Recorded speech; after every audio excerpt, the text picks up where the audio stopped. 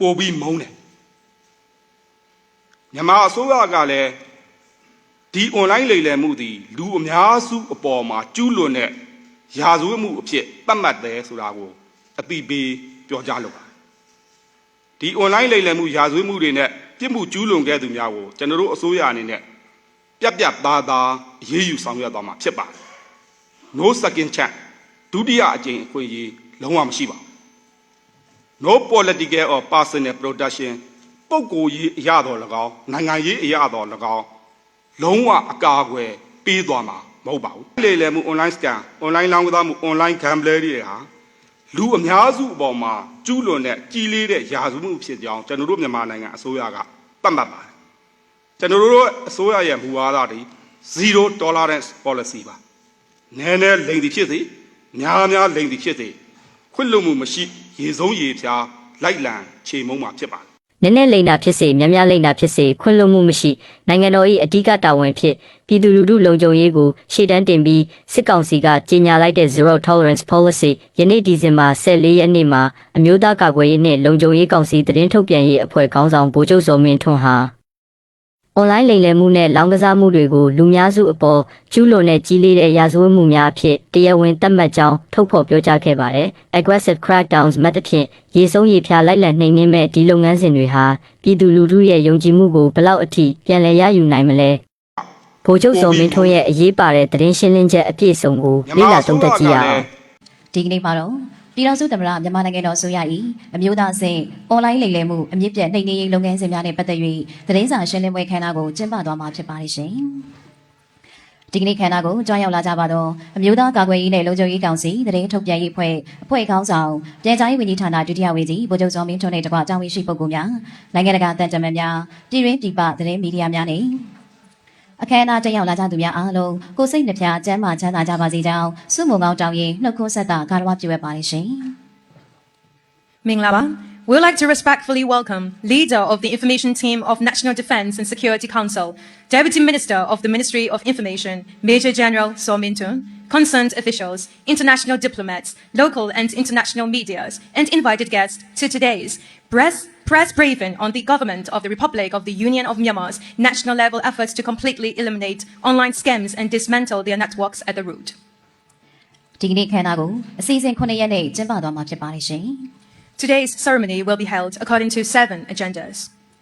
အခုအစီအစဉ်ကပြည်ထောင်စုသမ္မတမြန်မာနိုင်ငံတော်အစိုးရ၏အမျိုးသားအဆင့် online လိမ်လည်မှုအမြင့်ပြတ်နှိမ်နင်းရေးလုပ်ငန်းစဉ်များနဲ့ပတ်သက်၍သတင်းစာရှင်းလင်းပွဲခမ်းနားစတင်ဖွင့်လှစ်ကြောင်းကြေညာတော့မှာဖြစ်ပါတယ်ရှင်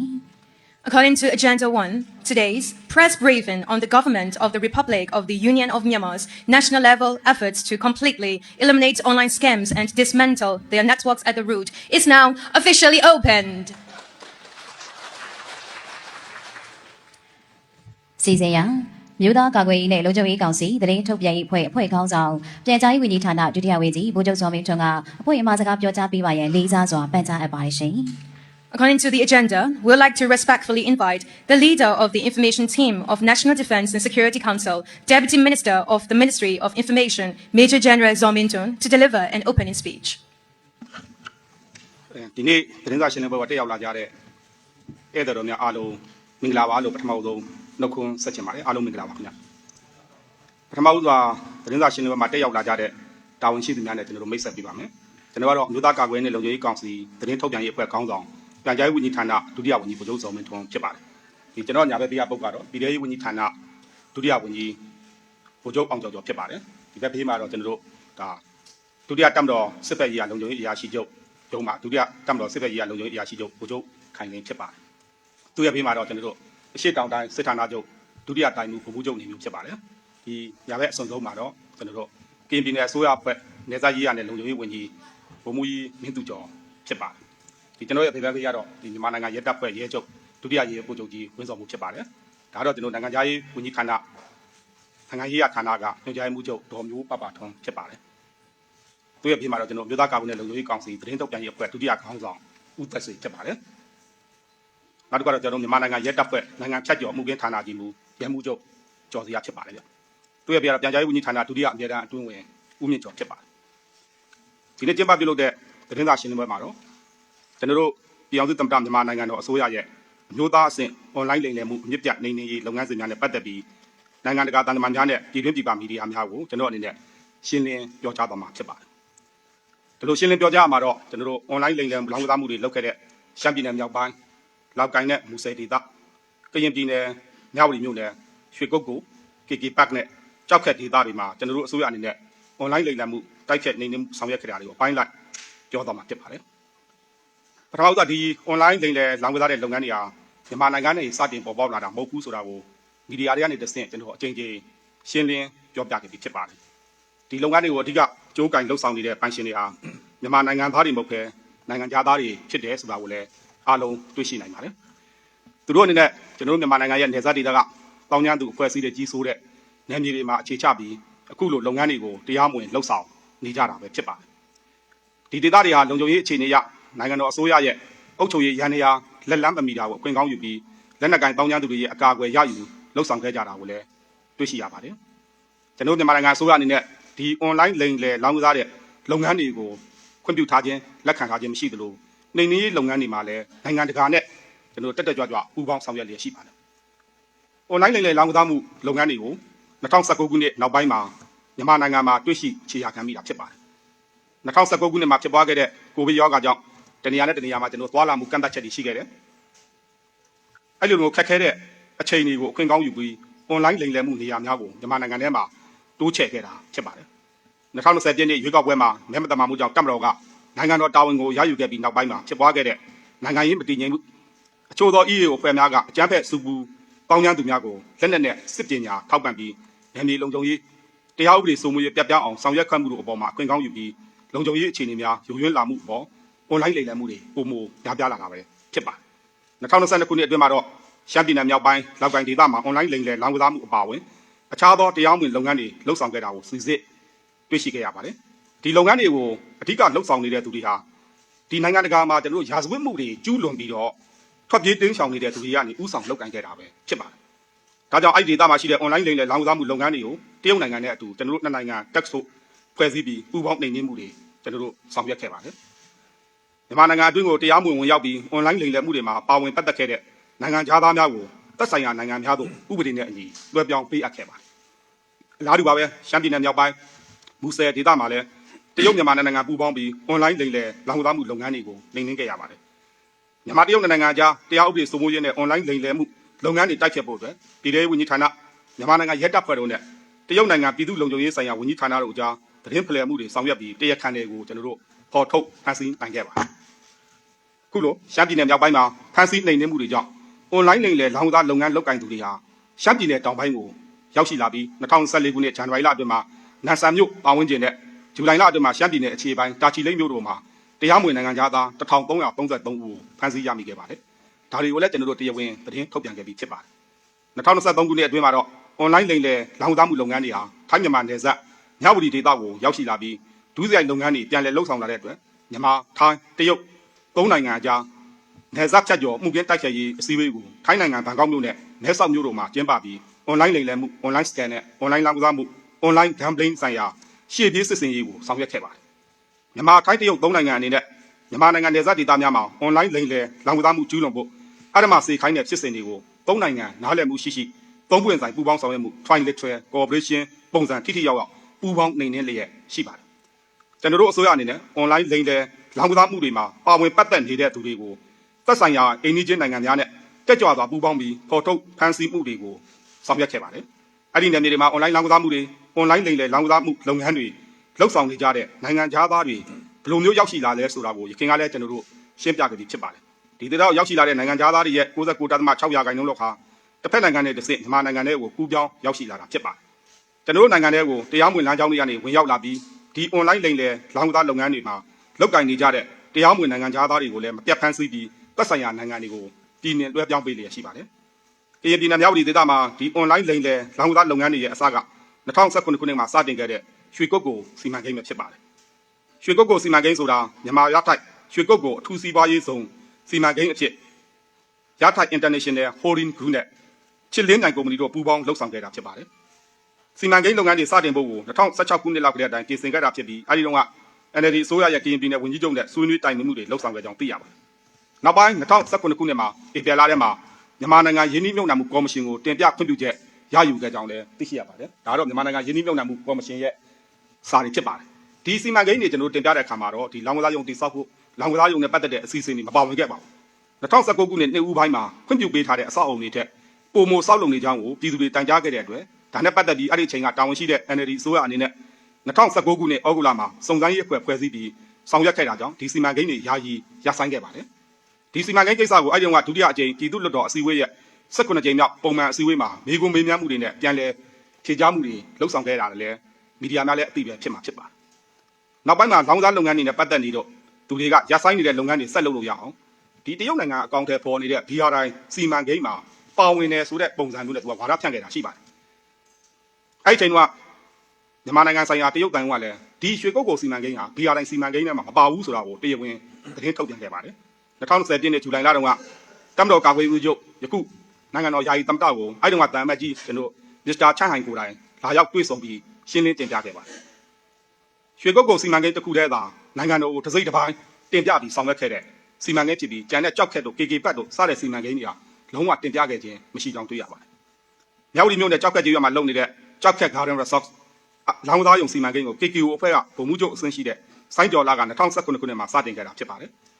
2019ခုနှစ်နိုဝင်ဘာလမှာတော့ထိုင်းနိုင်ငံအခြေချထိုက်ချန်ကုမ္ပဏီနဲ့စာချုပ်ချုပ်ပြီး online လိမ်လည်လောင်သားမှုလုပ်ငန်းတွေကိုတိုးချဲ့လုပ်ကိုင်ခဲ့တာဖြစ်ကြောင်းစီစစ်တွေ့ရှိရပါတယ်နောက်ပြီး KK Park စီမံကိန်းကိုတော့ KNU အဖွဲ့ရဲ့မူလီအလင်းကုမ္ပဏီနဲ့ဟွာညာ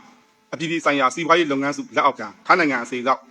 Trans Asia International Holding Group တို့က2020ပြည့်နှစ်ဖေဖော်ဝါရီလအတွင်းမှာသဘောတူစာချုပ်ချုပ်ပြီးစတင်လှုပ်ဆောင်ခဲ့တာဖြစ်ပါတယ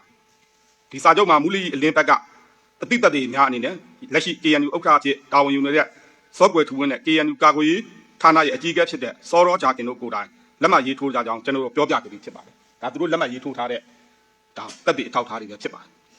်ဒီမူလီအလင်းကုမ္ပဏီဆိုတာ KNL စီဦးစီးချုပ်အဆင့်ရှိတဲ့စောဂျော်နီရဲ့သားအကြီးဆုံးဖြစ်တဲ့စောဒုစိုးဂျော်နီကပိုင်ဆိုင်တာဖြစ်ပြီးမြေပြင်မှာသူ့ရဲ့လူယုံနေဖြစ်တဲ့စောဝင်းကျော်နဲ့စောကျော်သူတို့ကလှုပ်ဆောင်နေတာကိုလည်းစစ်စစ်တွေ့ရှိရပါတယ်2021ခုနှစ်ဖေဖော်ဝါရီလနောက်ပိုင်းနိုင်ငံရေးဖြစ်စဉ်တွေကြောင့်နိုင်ငံတော်ရဲ့လုံခြုံရေးအခြေအနေတွေပေါ်အခွင့်ကောင်းယူပြီးဒီဒေသမှာတရားမဝင်အဆောက်အအုံတွေတိုးချဲ့ဆောင်ရွက်လျက်ရှိကြောင်းသိရှိရတဲ့အတွက်2023ခုနှစ်ဖေဖော်ဝါရီလစပြီးတပ်ဆိုင်ရာကရင်ပြည်နယ်အစိုးရကိုတရားမဝင်အဆောက်အဦတွေစောက်လုပ်နေထိုင်ခြင်းမရှိစေဖို့စစ်ဆေးကြပ်မတ်ဖေးဖို့ညွှန်ကြားခဲ့တဲ့အတွက်တပ်ဆိုင်ရာအုပ်ချုပ်ရေးအဖွဲ့အစည်းစင်ကလည်းအကောင့်ထဲပေါ်ဆောင်ရွက်ခဲ့ပြီးအဲ့ဒီတရားမဝင်အဆောက်အဦတွေစောက်လုပ်နေတဲ့နယ်မြေတွေကလေယာမြေလုတ်ပိုင်ခွင့်ပုံစံခွန်ရရှိထားတဲ့သူတွေကိုတရားစွဲဆိုပြီးဥပဒေလုံထုံးလုံနည်းနဲ့အညီလုတ်ပိုင်ခွင့်တွေကျွန်တော်တို့ပယ်ဖျက်ခဲ့ပြီးဖြစ်ပါတယ်နိုင်ငံတော်အစိုးရအနေနဲ့အုပ်ချုပ်ရေးရန်နေရလက်လန်းပြီးတည်ငြိမ်အေးချမ်းတဲ့နယ်မြေတွေမှာယခုလိုတရားမဝင်ဒုစရိုက်ရာဇဝတ်မှုတွေလှုပ်ဆောင်လို့မရအောင်လှုပ်ဆောင်နိုင်ပါတယ်ဒါကြောင့် KNU အဖွဲ့ဟာ2021ခုနှစ်မတ်လ29ရက်နေ့မှာ KNU တပ်မဟာ9ကဖာပုံမြို့နယ်ထဲမှာရှိတဲ့ပြီးမှုထားနယ်မြေလုံခြုံရေးစခန်းကိုစတင်တိုက်ခိုက်သိမ်းပိုက်ပြီး NCA သဘောတူညီချက်ကိုချိုးဖောက်ပြီးနယ်မြေဒေသတည်ငြိမ်မှုမရှိစေဖို့စတင်ဖန်တီးခဲ့ပါတယ်2024ခုနှစ်ဧပြီလ9ရက်နေ့မှာတော့သင်္ကန်းညီနောင်မြို့ကို KNU နဲ့ PDF တို့ပူးပေါင်းပြီးတိုက်ခိုက်သိမ်းပိုက်ခဲ့သလိုကော့ကရိတ်နဲ့သင်္ကန်းညီနောင်မြို့ကြားမှာအာရှလမ်းမကြီးကိုအကြမ်းဖက်တောင်းကျမ်းသူတွေကထိန်းချုပ်ခဲ့ပါတယ်။ကရင်ပြည်နယ်နယ်စပ်ဒေသအနားပြမှာ KNU နဲ့အပေါင်းပါတောင်းကျမ်းသူအဖွဲ့တွေကလုံခြုံရေးအဖွဲ့အုပ်ချုပ်ရေးအဖွဲ့တွေကိုတိုက်ပွဲပေါ်ဆောင်ပြီးနယ်မြေဒေသမတည်ငြိမ်အောင်လှုပ်ဆောင်ခဲ့ပါတယ်။ဒီလိုမျိုးလှုပ်ဆောင်မှုတွေနဲ့နိုင်ငံတော်ရဲ့လုံခြုံရေးဆိုင်ရာအဖွဲ့အစည်းတွေအုပ်ချုပ်ရေးဆိုင်ရာအဖွဲ့အစည်းတွေကို KNU ထိန်းချုပ်နယ်မြေတွေကနေဖယ်ရှားပြီးယခုဖြစ်ပေါ်နေတဲ့ online လိမ်လည်လောင်ကစားမှုဒုစရိုက်လုပ်ငန်းတွေကိုတောင်းကျမ်းသူအဖွဲ့တွေကအခကြေးငွေယူအကာအကွယ်ပေးပြီးဥပဒေနဲ့လှုပ်ဆောင်လာခဲ့တာဖြစ်ပါတယ်။ကျွန်တော်တို့အစိုးရအနေနဲ့ဒီ online လိမ်လည်လောင်ကစားမှုလုပ်ငန်းတွေကိုအမျိုးသားရေးတာဝန်တရအဖြစ်ခံယူပြီးအမြင့်ပြတ်ချေမှုန်းဖို့ရည်မှန်းထားတဲ့အတိုင်းဒီတောင်းကျမ်းသူတွေယာယီထိန်းချုပ်ထားတဲ့အာရှလမ်းမကြီးပေါ်ကကျုံတော်ကော့ကရိတ်လမ်းမကို2025ခုနှစ်ဇူလိုင်လအတွင်းကော့ကရိတ်မြို့နဲ့ကော့ကရိတ်သင်္ကန်းညီနောင်လမ်းပိုင်းကိုစက်တင်ဘာလအတွင်းမှာလုံခြုံရေးတပ်ဖွဲ့ဝင်တွေရဲ့အသက်သွေးချွေးပေးစပ်ပြီးပြန်လည်ထိန်းချုပ်ခဲ့ပါတယ်။ KNU နဲ့အပေါင်းပါတောင်းကျမ်းသူတွေရရှိလာတဲ့တရားမဝင်ငွေကြေးတွေလူအင်အားငွေအင်အားအလုံးရင်းသုံးပြီးနယ်မြေတည်ငြိမ်ရေးတာဥပဒေစိုးမိုးရေးပြတ်ပြောင်းအောင်လှုပ်ဆောင်ခဲ့တာကိုတပ်မတော်ကခက်ခက်ခဲခဲကျွန်တော်တို့ပြန်လည်တိုက်စစ်ဆင်ပြီးတည်ငြိမ်မှုရှိအောင်ကျွန်တော်တို့လှုပ်ဆောင်ခဲ့ရပါတယ်။အောက်တိုဘာလ19ရက်နေ့မှာတော့DKကောအပါဝင်နယ်စပ်ဒေသတခြားကိုပြန်လည်ထိန်းချုပ်ခဲ့ပြီးမြောက်ဒီဒေသကိုနယ်မြေစိုးမိုးရေးဆောင်ရွက်ခဲ့ပါတယ်။ကျွန်တော်တို့နိုင်ငံတွေဝင်ရောက်လာတဲ့ဒီ online လိမ်လည်လောင်ကစားမှုလုပ်ငန်းတွေအပါအဝင်ဒုစရိုက်လုပ်ငန်းတွေလှုပ်ဆောင်နေတဲ့ပြည်ပနိုင်ငံသားများကိုအဆက်မပြတ်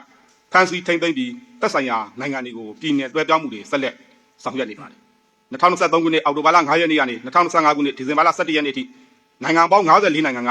နိုင်ငံသား9135ကိုတွဲပြောင်းခဲ့ပြီးဖြစ်ပါတယ်။ မြဝတီဒေသမှာ online လိမ်လည်လောင်စားမှု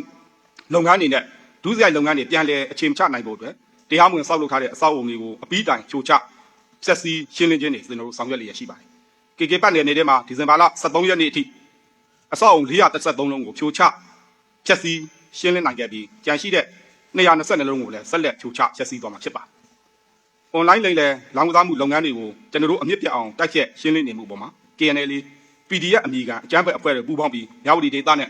4K ကောအနီးတစ်ဝိုက်မှာတိုက်ပွဲတွေပေါ်ဆောင်ကအမျိုးမျိုးနှောက်ယှက်နေကြပါတယ်။2025ခုနှစ်အောက်တိုဘာလ31ရက်နေ့ကနေဒီဇင်ဘာလ10ရက်နေ့အတွင်းတိုက်ပွဲဖြစ်စဉ်56ကြိမ်ဖြစ်ပွားခဲ့ပြီးလုံခြုံရေးတပ်ဖွဲ့ဝင်အချို့အသက်ခံတာဆွန့်လွတ်ရပြီးမြဲကျွန်တော်တို့ရဲ့ရည်မှန်းချက်တွေအောင်မြင်တဲ့အထိတရားမဝင်ဒုစရိုက်လုပ်ငန်းတွေကိုဆက်လက်ရှင်းလင်းဆောင်ရွက်သွားမှာဖြစ်ပါတယ်။ကျွန်တော်တို့အနေနဲ့အဲ့ဒီဒေသကအခိုင်အမာအဆောက်အုံတွေကို online လိုင်းမသားမှုပြန်လည်မလုပ်ဆောင်နိုင်အောင်ရေလံချက်စည်းမှုတွေမိုင်းခွဲချက်စည်းမှုတွေလုပ်ပြီးရေတောက်မြစ်ပါမကြအောင်အမြင့်ပြတ်ချက်စည်းချိန်မုံတွေရရှိပါတယ်။ဖန်စီရမိတဲ့နိုင်ငံသားတွေရဲ့ထွက်ဆိုချက်ကိုကြည့်ရင်သူတို့ဟာတစ်ဖက်နိုင်ငံကနေမြန်မာနိုင်ငံထဲဝင်ရောက်လာတာဖြစ်ပြီးဒါကိုလည်းကျွန်တော်တင်ပြခဲ့ပြီးဖြစ်ပါတယ်။ဒီမှာလည်းသူတို့ရဲ့ကျွန်တော်တို့ထွက်ဆိုချက်များကိုလည်းကျွန်တော်တို့ဒါပြသသွားမှာဖြစ်ပါတယ် From Kenya to Ethiopia, Ethiopia to Bangkok, from Bangkok to Myanmar. Your bus or airplane or boat Taxi. and in taxi. You I was alone. Me. you only me. Yeah, You only me. only you. From Philippines, direct flight to Thailand. Then someone Chinese car pick up with us. They said we're going to Myanmar. We walking the mountain and ride a motorcycle. Then they have a river going there in Myanmar, Megawadi. So they just contact me. I just put my number on WhatsApp. After that, they send me the tickets, everything. Then I go to the Thailand, Bangkok. After that, they send the car to bring me. Then they give me a little bit drink, juice, just like a juice. So when I drink that drink, I just fall asleep. And when I open my eyes, I was in the jungle. Then they bring me from the jungle on the bikes because I have nowhere to escape. There were 3 people with this type of swords, knife, and pistols. When I reached the gate, there was a river crossing. Then I go to that gate, and after that they bring me in an office. When we enter the gate, there was a person sitting on the table. I think it was a Chinese. I don't know who was it. He just take my phone and my bag of passport. ဒီလိုကျွန်တော်တို့အလားတူထွက်ဆိုချက်တွေလည်းကျွန်တော်တို့စီမှာအများကြီးရရှိထားပါတယ်။ယခုသတင်းစာရှင်းလင်းပွဲတက်ရောက်လာကြတဲ့တန်တမာညီမအနေနဲ့လည်းမိမိတို့နိုင်ငံလိုက်မြန်မာနိုင်ငံအတွင်းကိုတရားမဝင်ရောက်ရှိလာတဲ့သူတွေရဲ့ထွက်ဆိုချက်ကိုအသေးစိတ်သိရှိပြီးဖြစ်မယ်လို့ပြောလင့်ပါတယ်။ဒါတွေကိုကြည့်ရင်ယခုလို online လိမ်လည်လောင်ကစားမှုတွေမှာကျွန်တော်တို့ဘယ်လိုတွေပါဝင်ပတ်သက်နေကြတယ်ဆိုတာရှင်းရှင်းလင်းလင်းသိပြီးဖြစ်ပါမယ်။ကျွန်တော်မြန်မာနိုင်ငံအစိုးရအနေနဲ့ကတော့ဒီနိုင်ငံသားတွေကိုသူတို့နိုင်ငံရဲ့အစိုးရတွေလာမကောင်းချင်းလူသားချင်းစာနာထောက်ထားမှုအပြည့်နဲ့ထိမ့်သိမ်းထားတာဖြစ်ပါတယ်။ဒီတောင်းရတော်တော်ကြီးလေးတဲ့တာဝန်ဖြစ်ပါတယ်။သူတို့အတွက်တနေ့သာလိုအပ်တဲ့အစားအစာပြင်တောက်ရည်သုံးရည်ဝစ်စရာအိယာအစုံနိုင်ငံတော်ကဖြည့်ဆည်းပေးရပါတယ်။စားစိတ်အတွက်မှာတနေ့ကို3နှစ်အတွက်တဦးကို1000ခွဲကျပ်နှုန်းနဲ့အနည်းဆုံးကုန်ကြပါတယ်။2024ခုနှစ်ဒီဇင်ဘာလ10ရက်နေ့ကနေ2025ခုနှစ်နိုဝင်ဘာလ22ရက်နေ့ထိငွေကျပ်သိန်းပေါင်း13000ကျော်ကုန်ကြသုံးစွဲခဲ့ပြီးဖြစ်ပါတယ်။ဒီနိုင်ငံတော်အစိုးရအနေနဲ့နိုင်ငံကုန်သိက္ခာအတွက်ယခုလိုဆောင်ရွက်ပေးနေတာဖြစ်ပါတယ်။ကြန့်ရှိနေတဲ့သူတွေကိုလည်းတက်ဆိုင်ရာနိုင်ငံများအနေနဲ့ကိုယ်နိုင်ငံသားများကိုအများဆုံးလာရောက်ခေါ်ယူပေးဖို့ပြောကြားလိုပါတယ်။ဆက်လက်ပြီးတော့ဒီကျွန်တော်တို့ online လိမ်လည်မှု online scamming online လောင်ကစားမှု online gambling နဲ့ပတ်သက်ပြီးမြန်မာနိုင်ငံအစိုးရရဲ့သဘောထားရပ်တည်ချက်နဲ့မူဝါဒတွေကိုကျွန်တော်ပြောကြားသွားပါမယ်။ဒီ online လိမ်လည်မှုလောင်ကစားမှုတွေဟာနိုင်ငံတော်လုံခြုံရေးကိုချိန်ချောက်တဲ့ကိစ္စ national security threat အဖြစ်မြန်မာနိုင်ငံအစိုးရကရှုမြင်ပါတယ်။အစိုးရအပေါ်လူထုရဲ့ယုံကြည်မှု public trust ကိုထိခိုက်စေပါတယ်။စီးပွားရေးလုံခြုံမှု economic security ကိုထိခိုက်စေပါတယ်။နိုင်ငံတော်ရဲ့တည်ငြိမ်မှု national stability ကိုပြတ်ပြားစေပါတယ်။တိုင်းပြည်ရဲ့ဂုဏ်သတင်း national dignity ကိုညှိုးနွမ်းစေပါတယ်။ကျွန်တော်တို့နိုင်ငံကနိုင်ငံသားတွေမဟုတ်ဘဲကျွန်တော်တို့နိုင်ငံအတွက်တရားမဝင်ဝင်ရောက်နေထိုင်ပြီး online လိမ်လည်မှုဥဆောင်လုပ်ကိုင်နေတဲ့သူတွေအချို့သော EAO တွေလက်နက်ကင်အဖွဲ့အစည်းတွေဝိသမစီးပွားရေးသမားတွေကြောင့်ရှမ်းပြည်နယ်အရှေ့မြောက်ဒေသကရင်ပြည်နယ်အချို့ဒေသတွေမှာလုံခြုံရေးနဲ့တည်ငြိမ်အေးချမ်းရေးများစွာကျွန်တော်တို့ထိခိုက်ခဲ့ပါတယ်။နိုင်ငံတကာမှာလည်းကျွန်တော်တို့တိုင်းပြည်ရဲ့ဂုဏ်သိက္ခာ national dignity ကျဆင်းခဲ့ရပါတယ်။ဒါကြောင့်ဒီနေ့လူကြီးမင်းတွေကိုကျွန်တော်တို့လေးလေးနဲ့ပြောကြားလိုတာကတော့ကျွန်တော်တို့မြန်မာနိုင်ငံမြန်မာလူမျိုးတွေဒီ online လိမ်လည်မှုရာဇဝတ်မှုများရဲ့စိုးကျိုးကိုပြင်းထန်စွာခံစားခဲ့ရပါတယ်။ဒါကြောင့်မလို့ဒီ online လိမ်လည်မှု online လောင်ကစားမှုကိုလူကြီးမင်းတို့မုန်းတာထက်ကျွန်တော်မြန်မာနိုင်ငံအစိုးရမြန်မာပြည်သူလူထုကပိုပြီးမုန်းတယ်။မြန်မာအစိုးရကလည်းဒီ online လိမ်လည်မှုဒီလူအများစုအပေါ်မှာကျူးလွန်တဲ့ရာဇဝတ်မှုအဖြစ်သတ်မှတ်တယ်ဆိုတာကိုအသိပေးပြောကြားလိုပါတယ်။ဒီ online လိမ်လည်မှုရာဇဝတ်မှုတွေနဲ့ ပြစ်မှုကျူးလွန်ခဲ့သူများကိုကျွန်တော်တို့အစိုးရအနေနဲ့ပြတ်ပြတ်သားသားအရေးယူဆောင်ရွက်သွားမှာဖြစ်ပါတယ် no second chance ဒုတိယအကြိမ်အခွင့်အရေးလုံးဝမရှိပါဘူး no political or personal protection ပုဂ္ဂိုလ်ရေးအရာတော်၎င်းနိုင်ငံရေးအရာတော်၎င်းလုံးဝအကာအကွယ်ပေးသွားမှာမဟုတ်ပါဘူး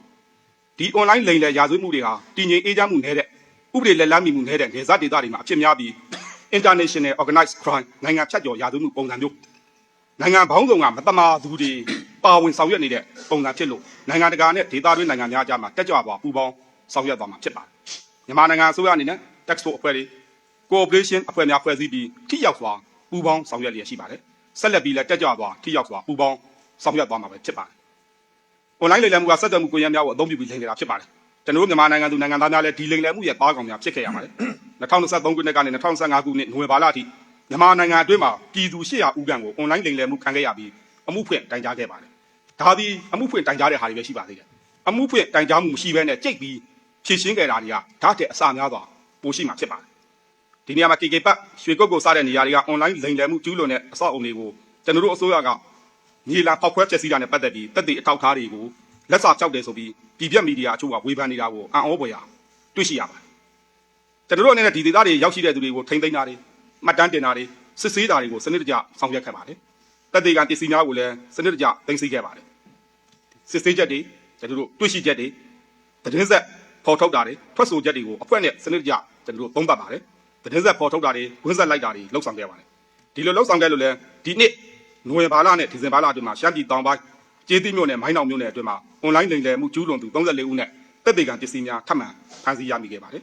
KK ပတ်ရွှေကုတ်ကိုစားတဲ့နေရာတွေက online လိမ်လည်ကျူးလွန်ခဲ့တဲ့အဆောက်အအုံတွေကိုဖြိုချဖျက်ဆီးတာတွေချိတ်ပိတ်တာတွေအဲ့ဒီဒေသမှာနောက်ဒီလိုကိစ္စမျိုးတွေထပ်မံမလုပ်နိုင်အောင်မခိုးအောင်နိုင်အောင်ကျွန်တော်တို့လှုပ်ဆောင်နေခြင်းဖြစ်ပါတယ်ကျွန်တော်တို့ရရှိထားတဲ့မှတ်တမ်းမှတ်ရာတွေစစ်ဆေးချက်တွေကိုအချိန်တိုင်းရင်သတင်းထုတ်ပြန်ပေးမှာဖြစ်ပါတယ် online လိမ်လည်မှုတွေနဲ့ပတ်သက်ပြီးကျွန်တော်တို့ပြည်သူလူထုကိုပြည်တွင်းမီဒီယာနဲ့တစ်ဆင့်အသိပေးတာတွေသတိပေးနေတာတွေရှိပါတယ် online လိမ်လည်မှုတွေသားကောင်တွေမဖြစ်စေဖို့ရှောင်ရန်ဆောင်ရန်ပုံစံမျိုးစုံနဲ့ကျွန်တော်တို့သတိပေးနေပါတယ်အဲ့ဒီထဲမှာအရေးကြီးတဲ့အချက်ချို့ကိုပန်ကြားလုပ်ပါတယ်နံပါတ်1ကတော့ကျွန်တော် online ကနေဖုန်းထဲကိုရောက်လာတဲ့ကိုမသိတဲ့ link တွေကိုဖွင့်မကြည့်ဖို့ကိုမသိတဲ့ message တွေကိုမကြည့်ဖို့ပြောကြားလုပ်ပါတယ်နံပါတ်2ကတော့ online လိမ်လည်မှုခံရရင်မိမိတဦးရဲ့ကြိတ်မချေရှင်းမဲ့နဲ့တာဝန်ရှိသူတွေကိုသတင်းပို့ကြဖို့တိုင်ကြားကြဖို့ပြောကြားလုပ်ပါတယ်ပြည်သူလူထုရဲ့ကျွန်တော်တို့သတင်းပေးတာတွေတိုင်ကြားတာတွေဟာကျွန်တော်တို့အတွက်အလွန်တန်ဖိုးရှိပါတယ်အဲ့ဒီကနေခွင့်ဆက်လိုက်ပြီးလိမ်လည်သူတွေကိုကျွန်တော်တို့နှိမ်နှင်းပါမယ်နံပါတ်3အနေနဲ့ကတော့အစိုးရတာဝန်ရှိသူများ government authority ပေါ်ယုံကြည်စွာပူးပေါင်းဆောင်ရွက်ပေးဖို့မြစ်တာရက်ခံလုပ်ပါတယ်ကျွန်တော်မြန်မာနိုင်ငံအစိုးရအနေနဲ့ဒီ online လိမ်လည်မှု online scam online လောင်းကစားမှု online gambling တွေပေါ်ဆက်လက်လှုပ်ဆောင်သွားမယ်မူဝါဒနဲ့နီလာများကိုလူစည်းမင်းတို့ကိုလွှဲစားစွာအသိပေးလိုပါတယ်နံပါတ်1 online လိမ်လည်မှု online scam online လောင်းကစားမှု online gambling တွေဟာလူအများစုအပေါ်မှာကျူးလွန်တဲ့ကြီးလေးတဲ့ရာဇဝတ်မှုဖြစ်ကြောင်းကျွန်တော်တို့မြန်မာနိုင်ငံအစိုးရကသတ်မှတ်ပါတယ်ကျွန်တော်တို့အစိုးရရဲ့မူဝါဒတွေzero tolerance policy ပါနည်းနည်းလိမ်တီဖြစ်စေများများလိမ်တီဖြစ်စေခွင့်လွှတ်မှုမရှိရေဆုံးရေဖြားလိုက်လံချိန်မုံမှာဖြစ်ပါတယ်နံပါတ်2အချက်အနေနဲ့ကျွန်တော်တို့အစိုးရကျင့်သုံးမဲ့နီလန် method aggressive crackdown method ပြင်းပြင်းထန်ထန်နှိမ်နင်းမဲ့မူဝါဒဖြစ်ပါတယ်ဒါတွေကိုဆောင်ရွက်ဖို့အတွက် online လိမ်လည်မှုနဲ့ online လောင်းကစားမှုတိုက်ဖျက်ရေးကြီးကြပ်မှုဘိုးကော်မတီကိုဒီနှစ်ဒီဇင်ဘာလယခုလ10ရက်နေ့မှာအမျိုးသားအဆင့်နိုင်ငံတော်အဆင့်ကျွန်တော်တို့ဖွဲ့စည်းပြီးဖြစ်ပါတယ်ဒီနေ့မှာကျွန်တော်မြစ်တာရက်ခံတော့ဒီမြန်မာပြည်သူလူထုကြီးအတွက်ကျွန်တော်မြစ်တာရက်ခံသွားမှာဖြစ်ပါတယ်ကျွန်တော်တို့မြန်မာပြည်သူလူထုကြီးခင်ဗျာ you are safety is our responsibility ပါပြည်သူလူထုလုံခြုံမှုရရှိရေးသည်ကျွန်တော်တို့ရဲ့အဓိကတာဝန်ဖြစ်ပါတယ် your trust is our priority ခင်ဗျားတို့ရဲ့ယုံကြည်မှုသည်သာကျွန်တော်တို့ရဲ့တာဝန်ဝတ္တရားဖြစ်ပါတယ်ဒီအတိုင်းကျွန်တော်တို့ဆက်လက်ဆောင်ရွက်သွားမှာဖြစ်ပါတယ်အားလုံးကိုကျေးဇူးတင်ပါတယ်